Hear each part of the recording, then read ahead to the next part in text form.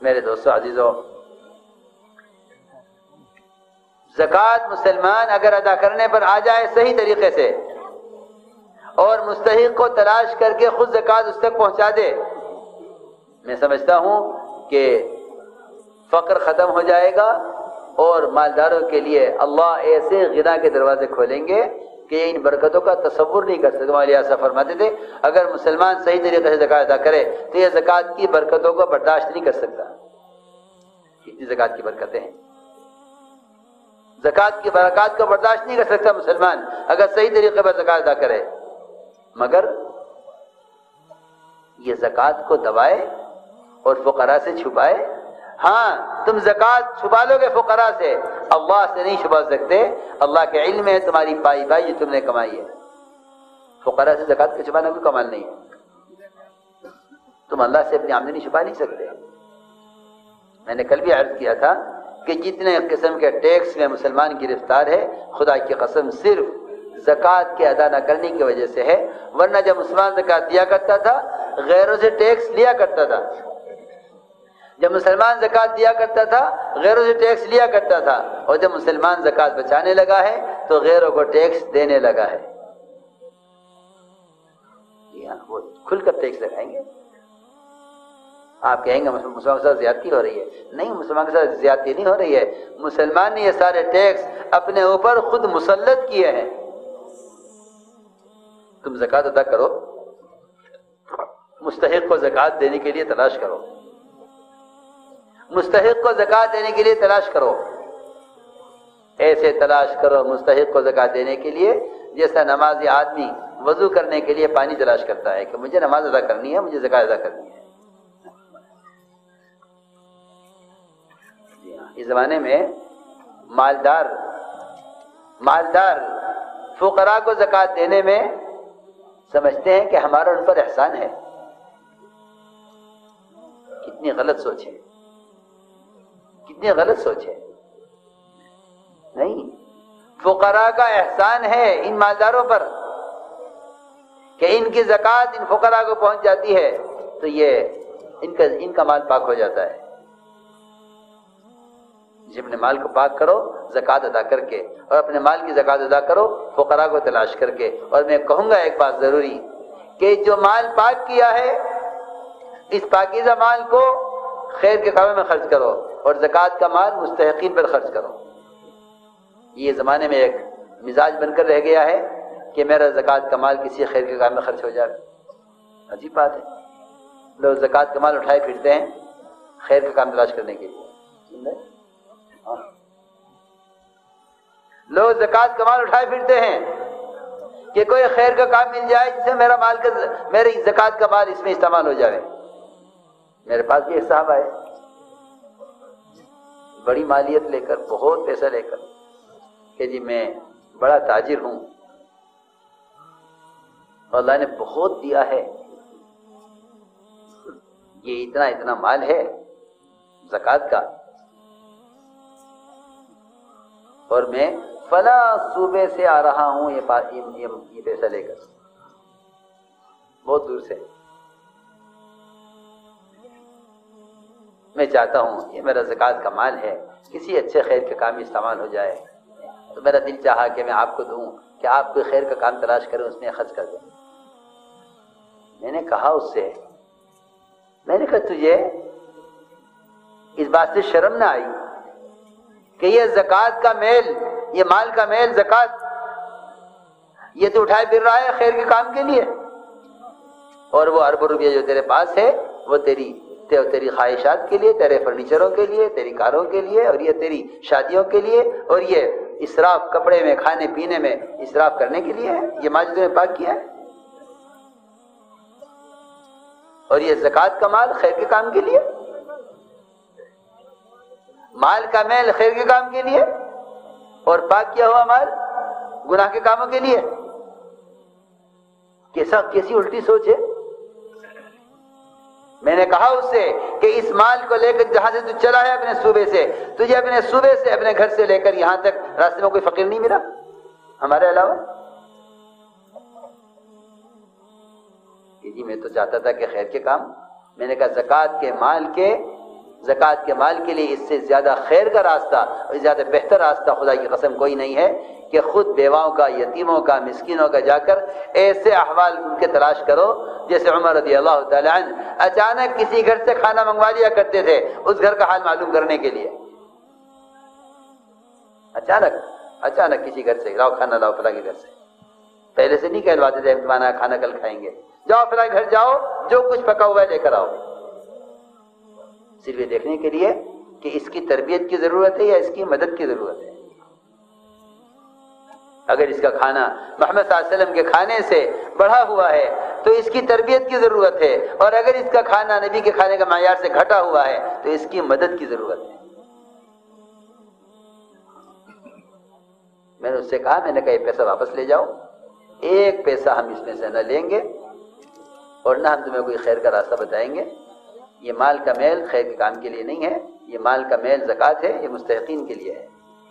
جاؤ اپنے پہلے رشتہ داروں میں تلاش کرو، اگر تمہارے رشتہ داروں میں کوئی مقروض ہے یا کوئی یتیم ہے یا کوئی پریشان حال ہے یا کسی کا کاروبار ختم ہو گیا ہے، سب سے پہلے تمہارے زکوٰۃ کے مال کا مصرف تمہارے اپنے اعزاء اقارب ہے.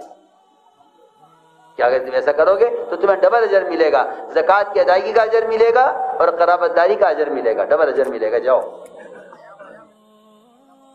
تو وہ اتنا حیران ہو گیا، مجھ سے کہنے لگا کہ میں تو پہلا آدمی دیکھ رہا ہوں جو میرے مال کو واپس کر کے اور مجھے بیواؤں اور یتیموں اور مسکینوں اور فقراء کی تلاش میں مجھے ڈال رہا ہے، ورنہ میں نے تو ہمیشہ یہ دیکھا ہے کہ لوگ خیر کے تقاضے لے کے میرے پاس آتے ہیں. ریکنسٹرکشن آف امہ dailymarkers.com. میں اب سب سے کہوں گا کہ اللہ نے جن کو مال دیا ہے، خدا کی قسم ان کے مال کا سب سے پہلا مصرف علم کی خدمت اور اللہ کے راستے کی نقل و حرکت، یہ ان کے مال کا سب سے پہلا مصرف ہے. نہ شادیاں ہیں، نہ کوٹھیاں ہیں، نہ بنگلے ہیں، نہ اپنی خواہش کے کھانے ہیں. سب سے پہلا مصرف یہ ہے کہ دین کے احیاء کے لیے دعوت اور تعلیم، اس کے تقاضے پر اپنے پاکیزہ مال کو خرچ کرو تاکہ اس پاکیزہ مال سے پاکیزہ تعلیم، اس پاکیزہ مال سے پاکیزہ تربیت اور یہ مال کا میل صرف مستحقین کے لیے ہو، کیونکہ ان کے لیے مضر نہیں ہے.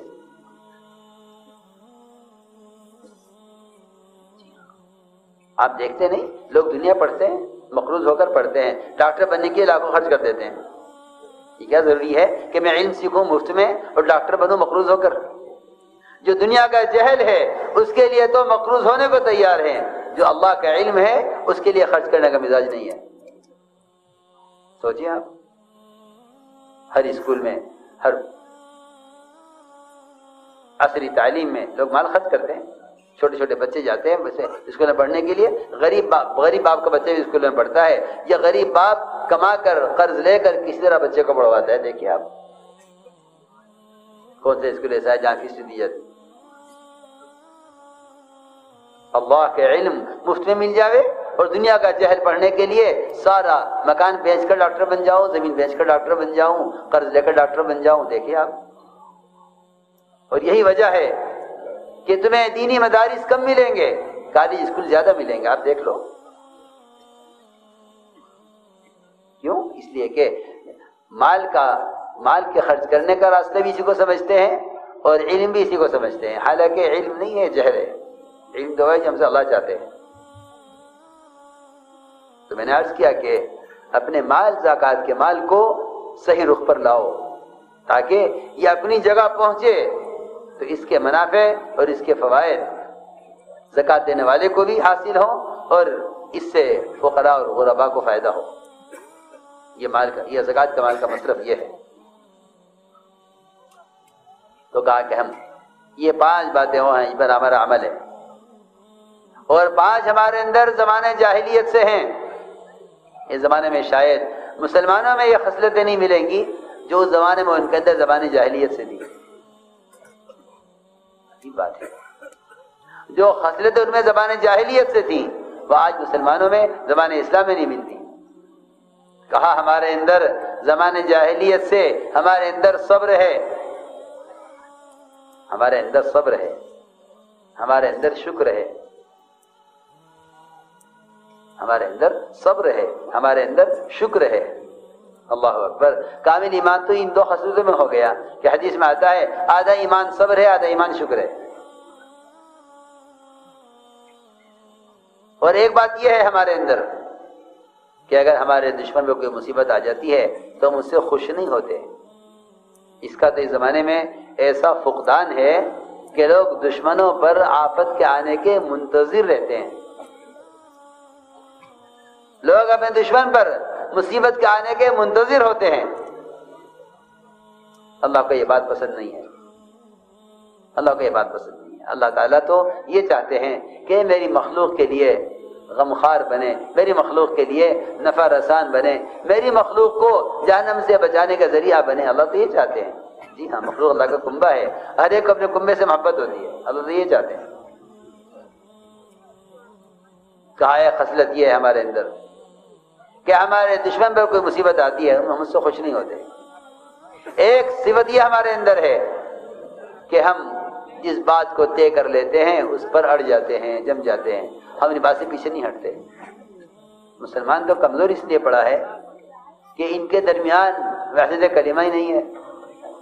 کوئی کچھ کہہ رہا ہے, کوئی کچھ کہہ رہا ہے, کوئی کچھ کہہ رہا ہے, کوئی کچھ کہہ رہا ہے, کوئی کچھ کہہ رہا ہے. حالانکہ ایک چھوٹی سی جماعت مغیرہ بن شعبہ کے ساتھ ہرقل کے سوالات, ان کے جوابات, جب ایک بات وہ سوال کرتا تھا اور صحابی اس کا جواب دیتے تھے تو ان کے تمام ساتھی ان کی بات کی تائید کرتے کہ ہاں یہ جو کہہ رہے ہیں ہماری بات بھی یہی ہے. ایک جماعت چھوٹی سی جماعت صحابہ کی. حالانکہ ابو سفیان اسلام کی کاٹ کرنے کے لیے پہنچے تھے. وہ اس ملک میں محنت کر رہے تھے دعوت کو روکنے کے لیے, اور جماعت گئی تھی دعوت کا کام کرنے کے لیے. ہرقل نے سوالات کیے, جو بات امیر صاحب کہتے تھے پوری جماعت اس بات کی تصدیق کرتی تھی, اس بات کی تائید کرتی تھی. ابو سفیان کاٹ کرنے کے لیے پہنچے تھے, لیکن عجیب بات یہ ہے کہ یہاں ابو سفیان بھی ان کے سامنے کسی بات کا انکار کرنے کی ہمت نہیں کرتے تھے. یہ میں بہت عام بات کہہ رہا ہوں. جب مسلمانوں میں وحدت کلمہ نہیں رہے گی, ان کی رائے کچھ ہے, ان کی رائے کچھ ہے, ان کی رائے کچھ ہے, ان کی رائے کچھ ہے, تو باتیں تو خود سمجھ لے گا کہ یہ تو سارے منتشر ہیں آپس میں, ان سے کیا ڈرنا ہے. حالانکہ اللہ نے قرآن میں مسلمانوں کو تسلی دی تھی. اللہ نے قرآن میں مسلمانوں کو تسلی دی تھی, تحسبهم جميعا وقلوبهم شتى, کہ تم ان سے پریشان مت ہو, تمہیں بظاہر اکٹھے نظر آتے ہیں مگر ان کے دل آپس میں پھٹے ہوئے ہیں. ان کے دل پھٹے ہوئے ہیں مسلمانوں, ان سے گھبرانے کی ضرورت نہیں ہے. لیکن معاملہ الٹا ہوا ہے, معاملہ الٹا ہو گیا ہے. اس طرح اس زمانے میں مسلمان کو ان کے دلوں کے پھٹن کی وجہ سے ان سے کوئی نقصان نہیں تھا. اس زمانے کے غیروں کو مسلمان کے آپس کے انتشاری کی وجہ سے انہیں ان سے کوئی خطرہ نہیں ہے. سب بات ہے. اس لیے میں نے عرض کیا کہ وحدت کلمہ ایک ایسی قوت ہے کہ ہرقل کے سارے سوالات کے جوابات میں سب صحابہ وہ بات کہتے تھے جو مغیرہ بن شعبہ کہتے تھے. ہاں, اور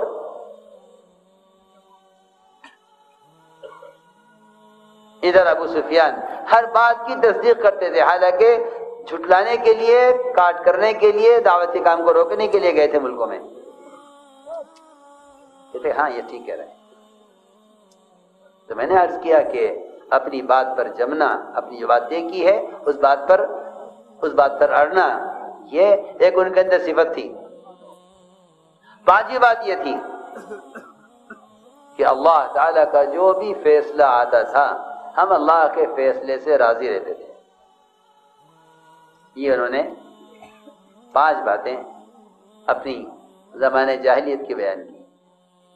آپ نے سب سن کر فرمایا فقہا دین کی پوری سمجھ رکھنے والے ہیں, ادبا ہیں, تربیت یافتہ ہیں, باادب لوگ ہیں. اور یہ فرمایا تھا آخر میں کہ اتنی اونچی خصلتیں ان کے اندر ہیں کہ قریب تھے کہ سب نبی ہو جاتے. ولی نہیں فرمایا، صحابی نہیں فرمایا، روایت میں ہے انبیاء فرمایا قادوا یکونوا انبیاء، کہ قریب تھے سب نبی ہو جاتے اپنی اعلیٰ خصلتوں کی وجہ سے. کہ سب نبی ہو جاتے اپنی اعلیٰ خصلتوں کی وجہ سے. آپ نے فرمایا کہ تمہارے اندر خیر کی خصلتیں مکمل ہو گئی ہیں، 5 باتیں ہماری یاد کر لو. فَمَا لَا تَجْمَعُوا مَا لَا تَأْكُلُونَ، کل کے لیے اٹھا کر مت رکھو، وہ تو صرف کتا ہے اس کوشش میں ہوتا ہے کل کے لیے اٹھا کر رکھا جائے.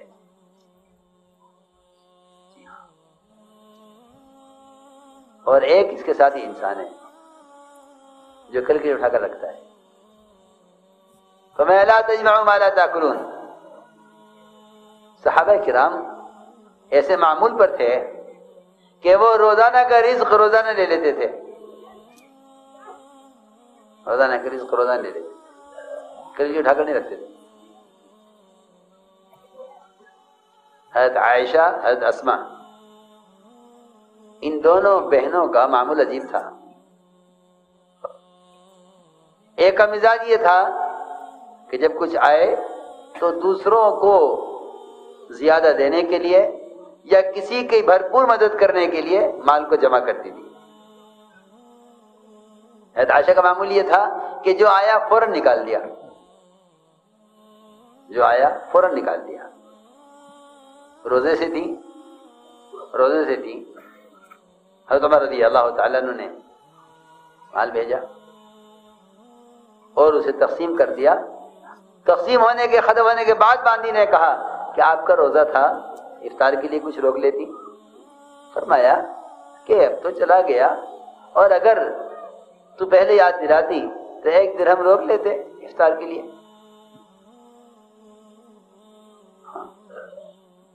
مزاج یہ بنایا گیا تھا کہ اپنے آپ کو مال سے بچاؤ. اسی لیے حضرت زینب، حضرت عائشہ دونوں نے دعا کی تھی اللہ سے کہ اے اللہ، عمر کے پاس مال آنے لگا ہے، اسلام میں فتوحات ہونے لگی ہیں. اللہ اکبر. ہم تو فتوحات کے منتظر ہیں، اور انہیں جب فتوحات مل گئیں تو کیونکہ مال کے طالب نہیں تھے اس لیے ان فتوحات میں اور مال کی آمد میں دنیا سے جانے کی تمنا کرتے تھے، کہ اللہ ہمیں دنیا سے اٹھا دے. حضرت عائشہ، حضرت زینب دونوں نے دعا کی تھی کہ اے اللہ، عمر کے پاس مال آنے لگا ہے، تو ہمیں دنیا سے اٹھا دے. حضرت زینب کی قبول ہو گئی، حضرت عائشہ کی نہیں قبول ہوئی. جی ہاں، یہاں تو یہ تمنا ہے کہ اگلے سال تک اللہ ہمیں باقی رکھے، کہ آمدنی باقی آئے گی. وہاں یہ تمنا ہے کہ مال آنے لگا ہے، اے اللہ تو ہمیں اٹھا دے. سمجھتے تھے مالدار صحابہ دنیا سے خوش نہیں گئے، مالدار صحابہ دنیا سے خوش نہیں گئے، مالدار صحابہ دنیا سے خوش نہیں گئے. انہیں یہ اس بات کا غم تھا اور فکر تھا کہ اللہ تعالیٰ نے ہمیں دنیا میں دے کر نمٹا دیا ہے، آخرت میں ہمارے لیے کوئی حصہ نہیں ہے. اس بات کا غم تھا کہ اگر آخرت میں کہہ دیا گیا کہ تم دنیا میں مزے اڑا چکے ہو تو تمہارے لیے آخرت میں حصہ نہیں ہے.